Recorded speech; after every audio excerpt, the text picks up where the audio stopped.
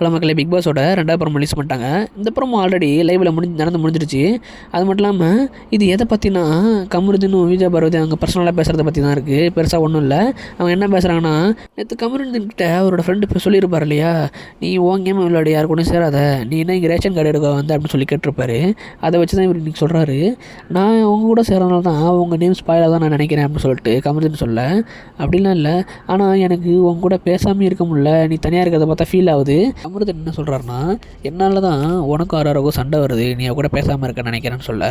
அதுக்கு பார்வதி, இல்லை நான் சர்ப்ரைஸ் லெவலில் அவகிட்ட பேசிகிட்டு தான் இருக்கேன், ஆனால் ரொம்ப ஓவராலாம் போகிறதில்ல அப்படின்னு சொல்லிட்டு இருக்காங்க. என்னோடய இண்டிவிஜுவல் ப்ளே வேறையாக இருக்குது, உன்னோட இண்டிவிஜுவல் ப்ளே வேறையாக இருக்குது. இருந்தாலும் என்னால் அவங்ககிட்ட பேசாமல் இருக்க முடியல. நானும் ரேஷன் கார்டு வாங்குற மாரி தான் விளையாண்டுக்கிட்டு இருக்கேன் அப்படின்னு சொல்ல.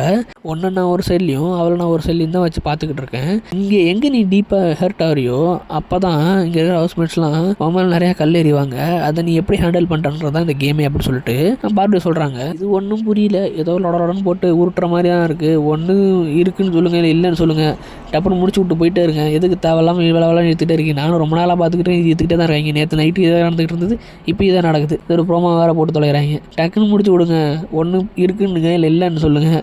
அதை விட்டு இப்படி இழுத்துக்கிட்டு நேற்று ஒரு கிளாரிட்டி வந்துட்டாங்க. அதெல்லாம் இல்லை, நீ என் ஃப்ரெண்டு மாதிரி தான் கிளாரிட்டி வந்துட்டாங்க. நீங்கள் ஒரு கிளாரிட்டி வந்து ஒன்று சேருங்க, இல்லை பிரிஞ்சு உட்காருங்க. இதே பார்த்துக்கிட்டே இருக்க முடியல, கருப்பாகுது. உங்களுக்கு என்ன தோணுதுன்னு சொல்லுங்கள் மக்களே கமெண்ட்ஸில். இந்த மாதிரி நிறைய அப்டேட் சேனல் சப்ஸ்கிரைப் பண்ணுங்க. அடுத்த வீடியோவில் பார்க்கலாம்.